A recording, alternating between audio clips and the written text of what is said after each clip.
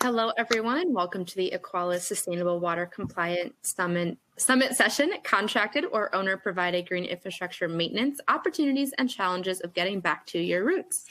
I am Katie Johns, Editor-in-Chief of Stormwater Solutions and Water Quality Products, and I will be the moderator for this session. To begin, let me explain how you can participate in today's event. First of all, if you have any technical difficulties during the session, please put your question in the questions window and our technical experts will help you out. We recommend disabling any pop-up blocking software or extensions in your browser, as these can cause issues with the webinar player. Additionally, we do welcome questions during today's event, and we will answer as many as we can during the Q&A session after the presentation. But please feel free to send your questions in at any time. You do not need to wait till the end of the presentation. To do so, simply type your questions into the Ask a Question window on the side of your screen and hit Submit. Please be aware that today's event is being recorded, and you'll be notified by email when the archive is available. At the conclusion of this webinar, you will receive an email with a link to download your certificate, which can be used to submit for credit with Stormwater University or serve as one professional development hour for attending today's webinar. And now let me introduce you to this session's presenter. Scott Radford is lead landscape architect at Stantec. And as the lead landscape architect in the Pacific Northwest region, Scott leads, coordinates, and supports the development of landscape design and restoration for municipal water and transportation projects. In addition to design work, he provides construction management and observation services to confirm client investments are met. Scott's focus is to develop workable design solutions that incorporate a creative and appealing design aesthetic. He develops environmentally appropriate landscape design solutions which integrate green stormwater infrastructure technologies for community and environmental benefits, while also meeting local government standards. Scott also mentors young professionals in the implementation process, allowing them to take on increasing responsibilities. Outside of work, Scott is a husband, father, and active in the community. His weeknight evenings are often spent involved in local Cub Scouts, community outreach programs with the Benevolent and Protective Order of Elks, or leading and playing saxophone in a 12-piece blues, soul, funk band at venues in Seattle. So with that, over to you, Scott. Great. Thank you, Katie, for that amazing introduction. Hello, everybody, and good morning and good afternoon, as the case may be, depending on where you're sitting. And I greatly appreciate that introduction and the opportunity to speak to you all today about a topic that I am really passionate about, green infrastructure. I hope you're all doing well and you've got some great insights from the Sustainable Water Management Solutions broadcast today. In this presentation today, I am going to cover some green infrastructure maintenance based on some observations from my work on two specific green infrastructure projects that were designed and installed several years ago. One of the projects is maintained through contractor maintenance, and the other green infrastructure project is owner-provided maintenance. And so through these observations and discussions and some insights from agency staff that I've spoken with, we have some lessons learned about some of the ongoing maintenance of each of these projects. So first, as Katie introduced, I'm sitting here calling you from, or speaking to you from Seattle, Washington, you know, the home of the Space Needle and Mount Rainier. A little bit about my background. As Katie mentioned, she covered it all. I didn't realize that that introduction had all of those things, but those are true. I am active in a number of venues, but I'm also a landscape architect with 30 years experience. I am currently active in Cub Scout program, married, my wife Peg, and 2 adult children. I do have a 12-piece blues and funk band, so if you ever find yourself in Seattle in the summertime, that's where we play, at local venues and festivals around town.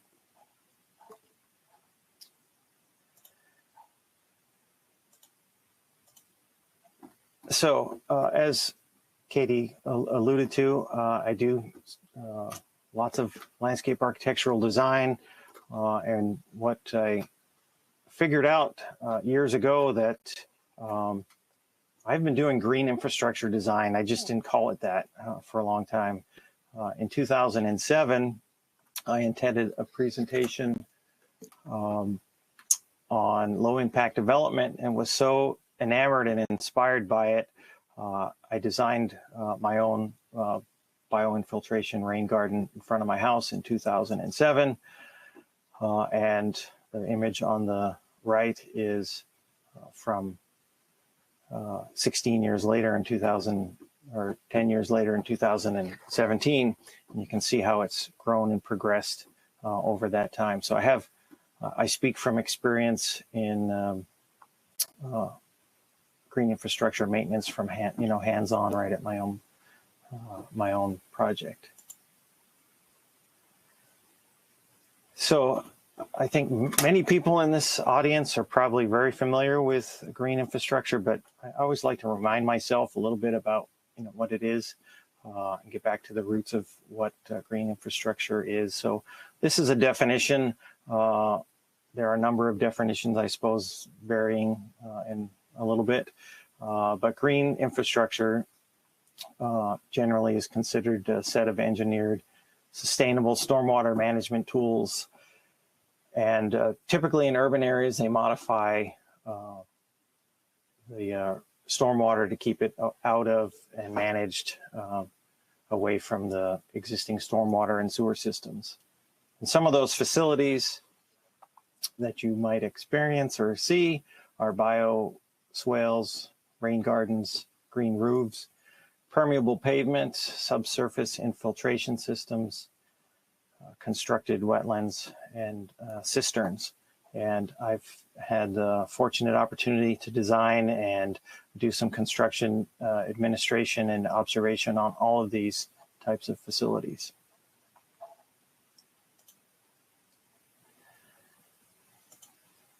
So I want to speak a little bit about green infrastructure maintenance and what I see as great opportunities and small challenges with green infrastructure.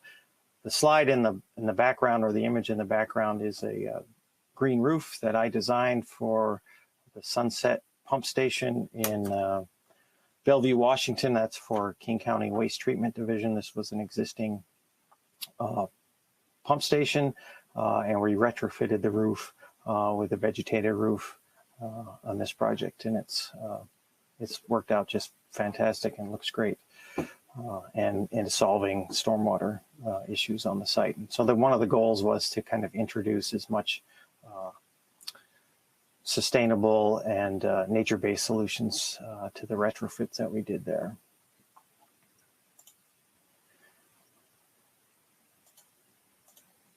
So I want to talk a little bit about the takeaways for this presentation.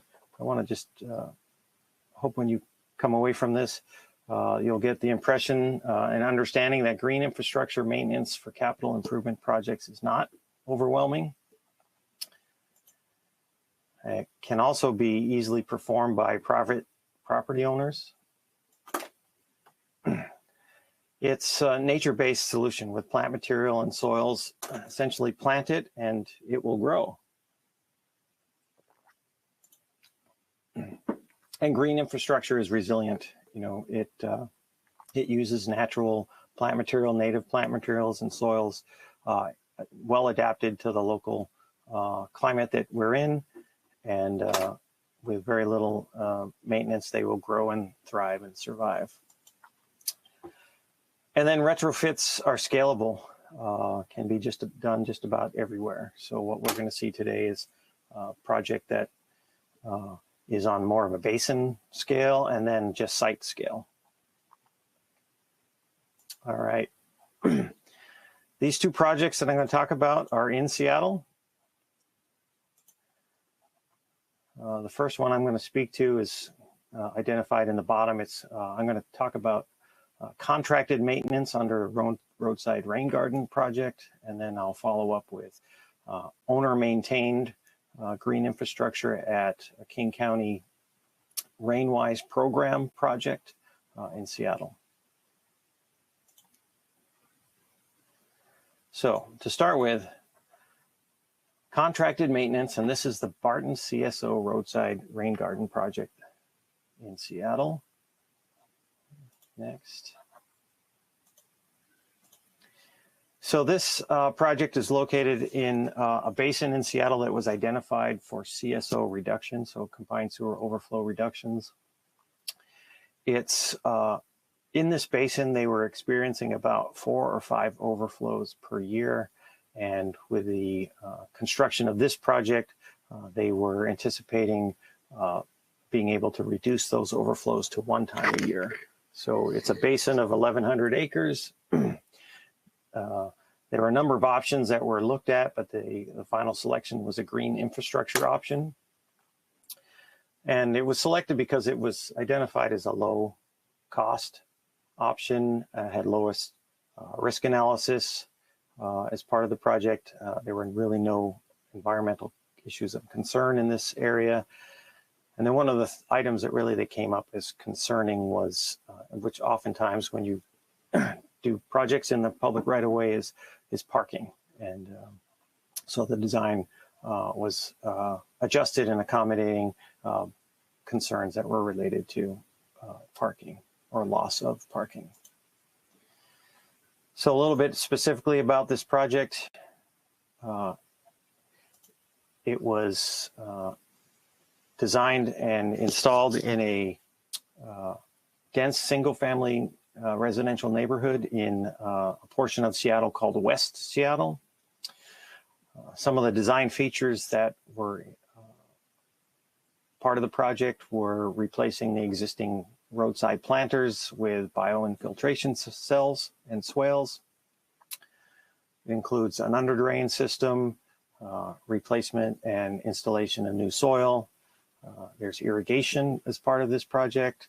Of course, there's plant material, trees, shrubs, and ground cover. There are porous concrete. There are also includes underground infiltration control wells. There are bulb outs and curb cuts as part of the project to direct stormwater into the cells. The project was constructed in 2 phases in 2 years. In 2014, about half of the streets were retrofitted with rain gardens, and then again in 2015. Overall, it covers 15 city blocks, and at the end of the day, there are approximately 60 individual bioinfiltration cells. So these images here, a little bit about the project. As you can see on the image on the left before, the residential area had planter strips 10 to 15 feet wide, and predominantly they were grass covered and maintained with by the property owner, adjacent property owner. The image in the middle is what it looks like afterwards. This particular image is a curb bulb out and the remainder of the planter. And you can see there's a variety of trees, shrubs, and ground cover in this mix. And then the spring of 2023, so very recent now, what the growth pattern looks like on this project.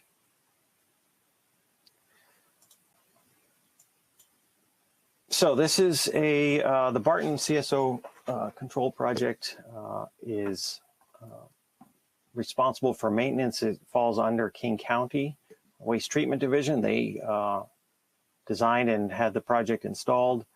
King County has selected to use a contracted maintenance format to provide the maintenance.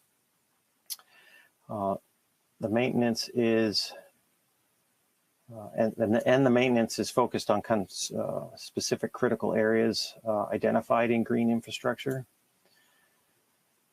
As part of the contract included specific green infrastructure maintenance as the conditions for maintenance, and the contractor was required to show experience in green infrastructure as part of their qualifications. And as part of the work over the number of years, there is an onboarding process that the county engages in with their contractor. It encompasses about 4 weeks of specific training over the course of a year, seasonally, kind of identifying specific seasonal tasks that the contractor should pay attention to. In addition to that, the county and the city of Seattle have a specific maintenance manual that's been developed and updated over time as maintenance has been taking place on this project. So I'm going to talk about some of the key issues and maintenance items and challenges that we've seen in this project, and what we asked the contractor to pay particular attention to. One of the first things and key to that is the maintenance and maintaining clear inlets. You can see in this image of a bulb out into a rain garden basin. There's a curb cut, so water flows down the curb and into the rain garden basin. And it's important, one of the most important things is to get that water in there. So maintaining clear inlets. And then on the other side, these have overflows and water would flow out. So that's one of the primary items to look at to maintain.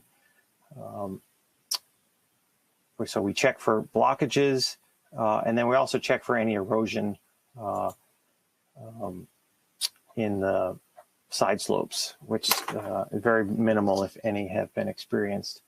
And then the other maintenance activity that we want to pay attention to is pruning of shrubs to improve sight viewing, and windowing within each of the individual cells. There's a few things that really don't require much in the way of maintenance, and one of which is the porous concrete. So there are a number of walkways that have been installed, taking you from the existing sidewalk over to the street, and those were constructed with porous concrete. And speaking with the county staff, they have really not done any maintenance on it, and that's honestly not surprising to me. I've been designing and working with porous concrete for many, many years, and I get the sense that porous concrete does get a bad rap. A lot of agencies shy away from it because primarily of a maintenance concern, and this project, they really haven't needed to do any maintenance. And from my own experience, I installed a porous concrete driveway in my home about 10 years ago, and I've essentially done no maintenance to it at all. And one of the reasons that I really don't need to pay much attention to porous concrete is because its infiltration rate is in excess of 1,200 inches an hour, and our typical design storms are, in the neighborhood of 3 inches in 24 hours, so not even a tenth of an inch an hour on average. So these are primarily maintained for aesthetics purposes. Just clean them because they may look a little dirty, but they still absolutely function. So anyway, my plug and diatribe on porous concrete is a good green infrastructure technique, and really not warranting a bad rap. Another maintenance item that's really not taking a lot of time is trash removal. Because these sites are in residential areas, there's really not a lot of trash getting into any of these facilities. Pet waste is another item that we would ask to look at and do maintenance on, but really not much has happened. We don't have much of an issue, and that's interesting to note because the city of Seattle is known to have more dogs in per capita than children or kids. So there are a lot of dog walkers in these neighborhoods, but not a problem in green infrastructure facilities. There is an irrigation system. It's an overhead spray irrigation system, and outside of normal startup and shutdown, really not a significant irrigation maintenance concern here either. Underground infiltration control wells are part of the system. So these bioswales drain to an under drain system into an underground control well, and they function just fine with just a very little kind of annual check. I do want to note that the landscape maintenance contract does not ask the contractor to look at that portion of the facility, and but my understanding from speaking with the county that it's just a regular maintenance item, annual inspection. There are trees on in these designs, and trees provide a great benefit to these facilities, and they're not really a maintenance issue. I looked at a report, and trees on these sites are all generally considered in excellent health, and so they've been well adapted, well selected for these sites, and they don't really require much in the way of maintenance. Though it's not all rosy, of course. There is some challenges with green infrastructure, and especially when you're talking about plant material, and plant identification is one of the challenges. There's a variety of plant material that are used in these facilities, and identifying what's a plant to stay, what its habit is, what it's supposed to look like versus the weed sometimes is a challenge. So we work with the contractor in the onboarding process to kind of review some of those issues. Another challenge is knowing what to prune and when. A lot of plant material, can be pruned just about any time of year, but there are some that just prefer or don't adapt well to pruning at different times of the year or during a growth period. So that's been noted, that some plants don't seem to thrive very well if they get pruned out at the wrong time of the year. Weeding, of course, is a heavy maintenance activity, and just to remind folks that weeding is in the springtime. What we see, or what you would typically see, is there are seeds inherently in the soil, and they're just dormant over the winter time, and when the soil warms up and gets ready to at the right temperature, right conditions, those seeds want to sprout and grow. And so it's important to kind of get a head start on those things. So you're always going to have some weeding. And so that's taking most of the time in the maintenance of these projects. The contract does have limited or no use of herbicides in the maintenance, and limited use of mechanical controls. So that just puts a little bit more effort on manual labor for these. So I mentioned just a moment ago about pruning and maintenance, and related to plant material and maintenance challenge. So what we've discovered is the juncus species, the bulrush species that are in most of the bottoms of these cells tends to grow tall and fall over or lay over. And so part of the maintenance is to keep the channel clear. And so pruning back this material to be a little bit shorter than its natural habit has kind of stressed out some of this plant material. It hasn't died per se, but its habit is definitely put in a stress out condition. One of the things that pruning or maintenance is pruning for aesthetics, and so that's one of the challenges. What looks good to one person may not look good to another. So that's one of the challenges, is to keep it pruned to look and manage aesthetic interpretation. And understanding how plants grow and change over time. So plants grow and change in response to changes in microclimate and sun and shade conditions. And trees are growing and ever changing the shade and sunlight conditions on these sites. So understanding that and how best to manage that through the course of time is a challenge. And then managing plant competition.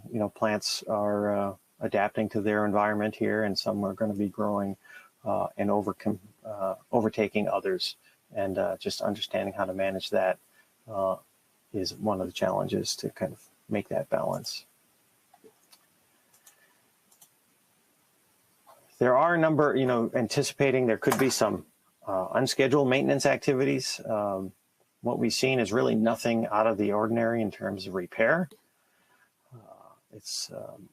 There could be some sidewalk replacements that happen, or damage that needs to be repaired, and really don't see very much in the way of anything out of the ordinary for that.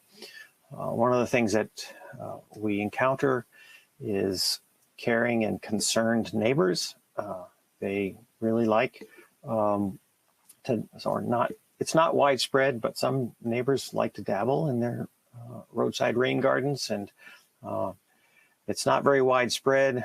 They generally like the idea that the county has installed a landscape feature along their property, but some do like to dabble, and simple phone call or communication with the property owners kind of to guide them along or shepherd them from not doing that has been a working solution. There are potential for utility conflicts. Say, for instance, a side sewer might need to be replaced or repaired, or a water line. This project has undergone the permitting process with the Seattle Department of Transportation, so this is on their radar. So whenever an activity has to take place within the area of the rain gardens, that's already coordinated and is handled with minimal impact to the rain gardens. You might expect emergency repairs on anything in the right-of-way. I actually not heard of any on this site. I do understand that in some places that vehicles mistakenly drive into these facilities, so there may be an emergency repair, but here it's few and far between, if at all. So, in summary, the project is contracted maintenance at the Barton CSO Roadside Raingardens. It was constructed in 2013 through 2015. The construction cost for the project, so it was about $5.1 million, and the maintenance for the past number of years is essentially a 3-person crew 1 time a week on average, and the maintenance contracts have been approximately $100,000 a year on average. King County provides a liaison and coordinator for the maintenance contract, and they spend about 8 hours a month or 72 hours a year. The project area is 40,000 square feet, so roughly an acre on 15 city blocks. There are 60 rain garden cells. The roadway and catchment area that's being collected is 225,000 square feet, roughly or approximately. And again, the primary maintenance activity here is weeding. So overall, the project is diverting an estimated 5.4 million gallons of water annually away from the combined sewer system. So with that, that concludes the roadside rain garden piece, our contracted maintenance. Now I want to talk about another program here in the city of Seattle, and it's called the RainWise program. And under this program, projects are maintained by the owner for the most part. And this project in particular that I was involved with is at the Phinney Lutheran Church here in Seattle.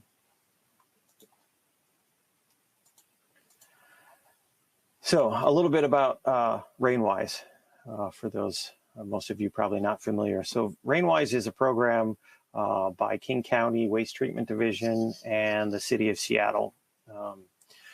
And what they do is that RainWise program helps private property owners to install rain gardens and cisterns to manage stormwater that falls on their roof.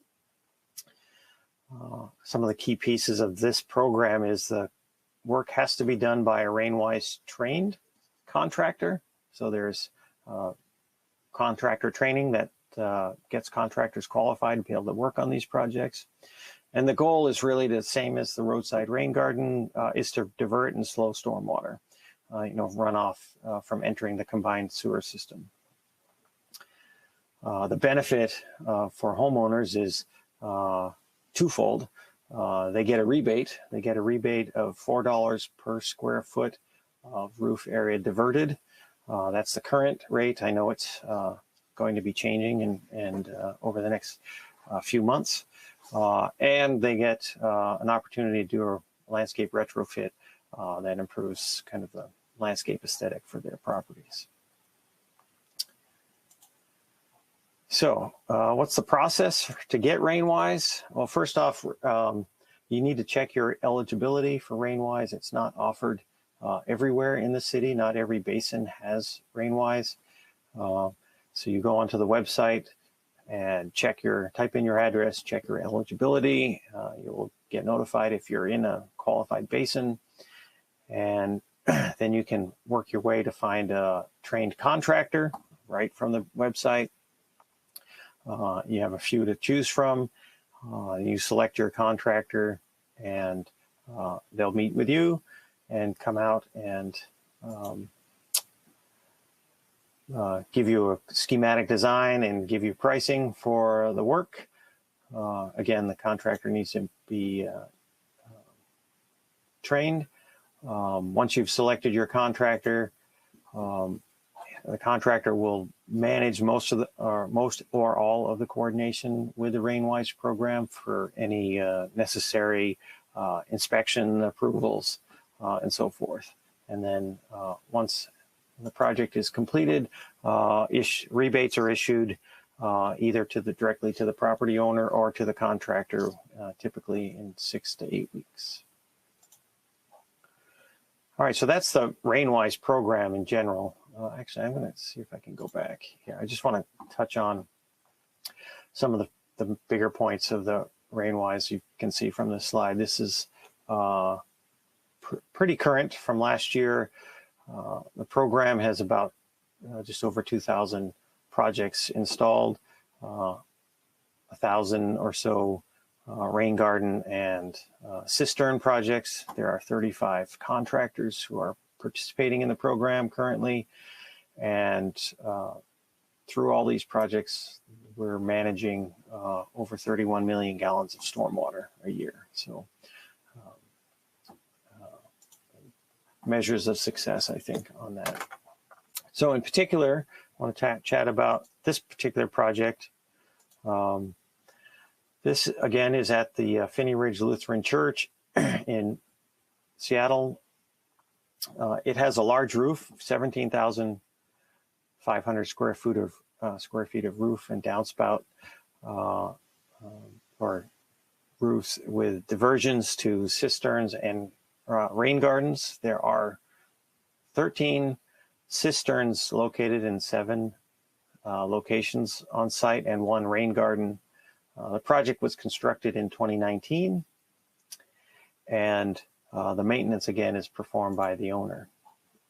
And so the RainWise program has really great guidance for property owners who embark on these. And it's focused primarily on the 2 things we install. Cisterns, so there's cistern maintenance, and then there's rain garden maintenance. And the brochure you can see on the right is the cover. You simply follow the simple instructions for maintenance for a project like this. And so, let's see. It's a little divergent from what I expected. So these images are of the cisterns that are on the site. You can see they come in a variety of shapes and sizes located around the site. And the maintenance is generally straightforward and easy, about 2 times a year to come in and maintain these. So you can see these cisterns, 13 of them, with their downspouts relocated and connected, and we have about 7,000 gallons of storage on the site. So what is cistern maintenance, what does it include? As you would expect, a spring and a summer activity. So in the springtime, cisterns, what you want to do and look out for is clearing your gutters and removing any debris. And then in the spring, you're going to close your overflow valve. So in the spring, you close your valve. That gives any rain water that we get or stormwater we get in the summertime to be collected and stored in the cisterns, and those can be used for supplemental irrigation water on the project site. In the fall, we open the valve, and so what we're doing, that's when we get our heavy rains, but the goal here is to capture and hold water on site and release it slowly. So the way that is managed is in the downstream of the valve is a washer with a small orifice. So rain cisterns fill up with water and then they slowly release over time.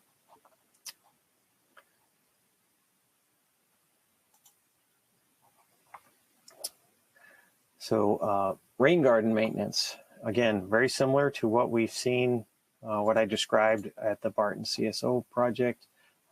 Three main components of rain garden maintenance. First one is to water it. When you initially install, there is an establishment period that we understand for plant material. They need a little bit extra TLC, and so we want to make sure that property owners are giving a little extra water during the first few years of their rain garden installations. We ask property owners to pay attention and weed. Again, same thing as I described earlier. Springtime, we're going to have opportunistic seeds in the soil that are going to germinate, and we want to remove those to allow the plant material that we installed to grow and thrive and take over that space. And then lastly, mulch. Important to include a mulch layer in your landscapes, and in these rain gardens in particular, they help suppress weeds and then also hold moisture in the soil. So as you might expect, in a property maintenance or property management situation such as this, some things that you pay attention to now that you have cisterns and rain gardens is to prioritize your gutter maintenance and repair. So we've talked to the folks at this church, and they have that now as a regular part of their annual maintenance or biannual maintenance. We've also asked to have a point of contact and a RainWise champion that kind of is familiar with the program and can be the liaison between the regular users and administrative staff to pay attention to that part of the infrastructure now that's on the site. We also asked them to maintain a log and and create a schedule for their maintenance so that it happens on a regular schedule each year. And we asked them to provide continual education and training for folks who are participating as volunteers to do site maintenance at the church. There are some maintenance challenges that we've encountered since the project was constructed. There are a number of on-site activities that happen periodically or seasonally throughout the year, and I'm just going to relay this to you. The church invites Tent City, homeless encampment, to use the site in the late winter and early spring, and they came to the church in twice now since the rain gardens were and cisterns were installed. And I came up to the church to take a look one cold, wet January evening, and it was dark. I couldn't see and very well. And lo and behold, the Tent City had set up across the entire front of the church, which we expected, but I didn't expect them to park right on top of the rain garden. And after looking at for a few minutes and kind of doing a little quick check, I realized that they were basically on top of all the plant material, but the little basin for the rain garden was pretty much intact. And so we let it be, and we take a look at it in the spring afterwards, and we manage it afterwards. The site is an older landscape, so one of the challenges to kind of how to maintain the existing landscape, this project site had a number of trees that were on site that were aged, and they were birch trees, which are can get a bronze birch borer, which infestation which happened. So those trees were removed. They were reasonably close to the rain garden, so just paying attention to that infrastructure on site while you're doing modifications.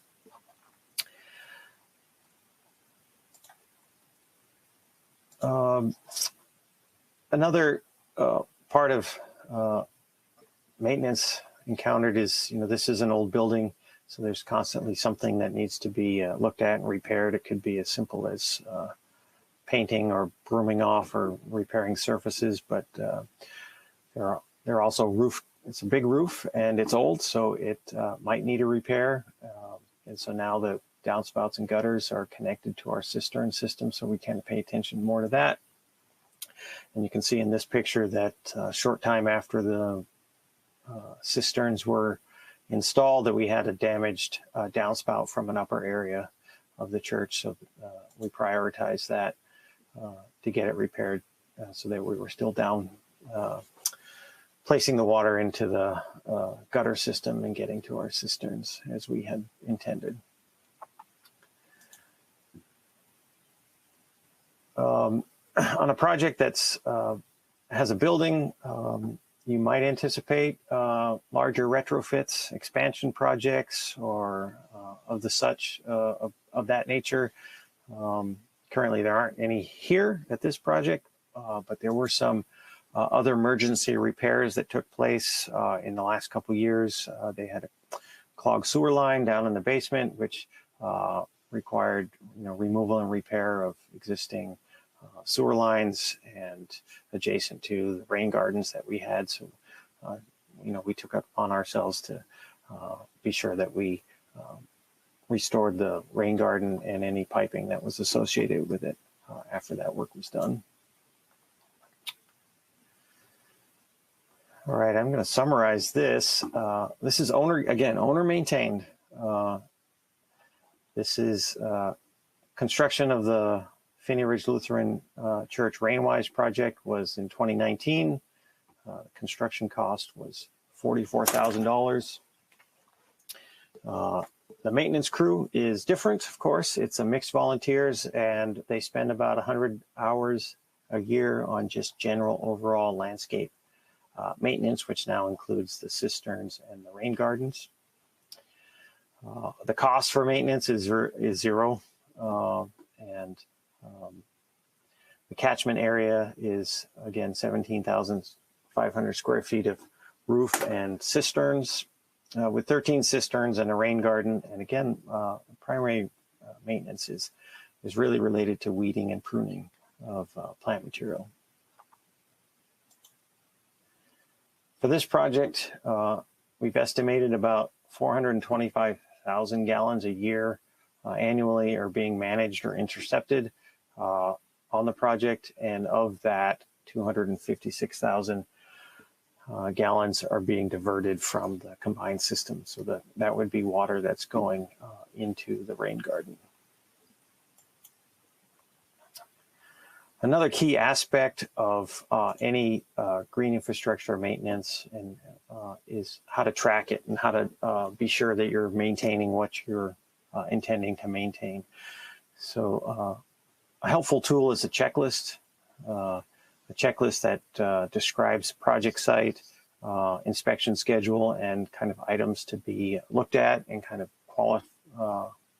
qualities, assess the qualities on any maintenance items that you might want to look at. Of course, plant pruning and health is important.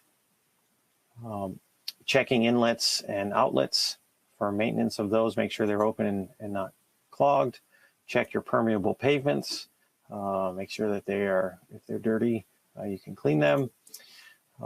Check for any erosion that might have occurred in any areas and repair that or mulch over them. Check for trash and waste. Again, weeding and mulching on top. Keep a good layer of mulch. And then any noted plant replacement. So plant evolution is inherent in landscapes, and you may find that you want to replace some plants that didn't survive. All right, I'm going to wrap up here pretty quick, but as I leave you and with my experience on some of these projects, one of the keys, I think, to successful maintenance on any project is starting with a good design and construction. So on both of these projects, the design was adequate and appropriate for the site conditions and achieve the goals that were outlined. Once the design was completed and we're going to get into construction, you want to make sure you get it properly constructed and installed. Do it right the first time, and you're off to a good start. Hire a qualified and trained contractor. So in both cases here in the RainWise program, contractors are required to be trained and knowledgeable about green infrastructure. And on the Barton CSO, that was also a requirement for the project. And then construction, inspection, and monitoring. Both of these projects had construction oversight during the construction phase to ensure that the design systems were being installed as they were intended. So in summary, about kind of both of these projects and keys to long-term green infrastructure maintenance. Trained contractor experience, set up clear expectations and scheduling, provide owner communication and a liaison. Document progress is important and have maintenance checklists. For owner-maintained facilities, I think one of the key pieces is owners are already invested in their project sites. So they already want to do a good job, and so keeping that in mind, they're gonna do what they can to do it correct. And have an on-site team leader is helping, kind of a shepherd to guide folks along. And then again, maintain a schedule and organize monthly or seasonal activities, work parties for maintenance. On the program level, the program publishes maintenance goals and guides with schedules, and that's very helpful. Just you can get it online or print it out and have it in your binder on the project site. It's very helpful. The program also sends property owners emails and snail mail reminders. It's always great to get something in your inbox or your mail to kind of remind you. We all need reminders nowadays. And then they keep and maintain online resources, so you can go to the websites and in case you can't find your documents or unclear what your next steps might be, the website is being maintained for RainWise projects. And then in addition, if you're in a diverse community, providing multilingual materials is of significant benefit and help to get your community engaged. Lastly, I'd like to just touch upon, a part of green infrastructure and the aesthetic perceptions. The perception of what is functioning and not plays a role. So on the left, you can see the image here that green, lush,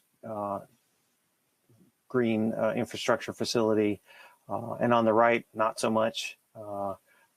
But in truth, both of these are functioning and meeting project requirements. So even if our plants aren't maintained perfectly, the system, it really still works.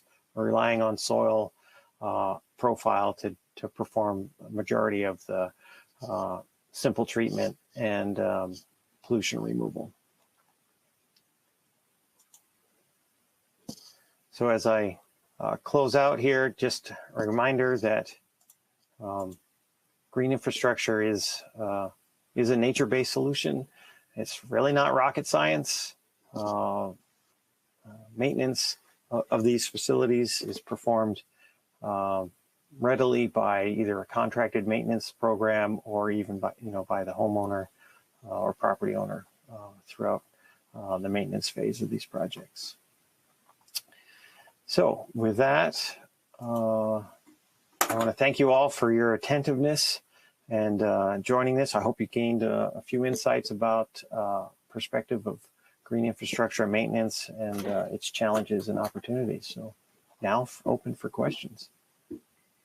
Thanks so much, Scott. We had quite an influx of questions come in, so we'll see how many we can get to in the next couple of minutes. Okay. Let's see where to start. From a maintenance perspective, is engineered soil versus amended soil preferred? Well, I would say the engineered soil is preferred rather than amended, but the key is to, the reason you want to use an engineered soil is because its infiltration capacity and its porosity. So that's a key piece. So most of these facilities are trying to grab the water that's coming in and infiltrating it into the ground. So if you don't have an engineered soil and you're amending an existing soil, you really need to understand its infiltration rate, because with these facilities, you need the water to drain out and not be ponding more than 72 hours, I think is kind of a general rule, 48 hours to 72 hours. So I would say engineered soils are really the way to go for these facilities.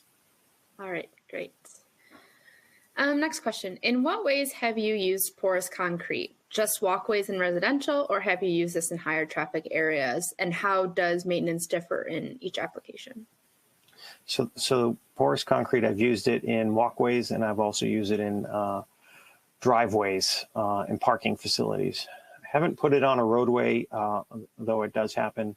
So the biggest, the challenge with porous concrete or any roads, any surface, is the dirt that's going to get onto it. And so a regular cleaning protocol, sweeping it is what you're looking for. But typically driveways and parking lots don't really get that dirty, right? So they're not getting a regular travel dirt coming from vehicles and other places. So really the maintenance has been very minimal. And I had a chance to speak with a contractor in San Francisco, and he assisted me with a presentation a number of years ago.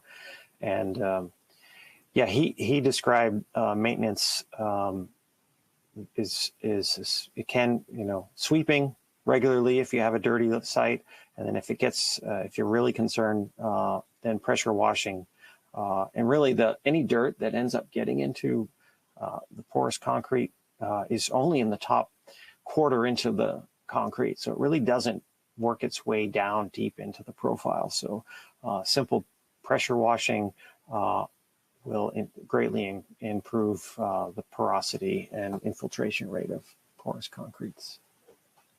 Okay, perfect. All right. Next question. What are your thoughts on using ground cover plants instead of mulch, and how will that impact maintenance activities?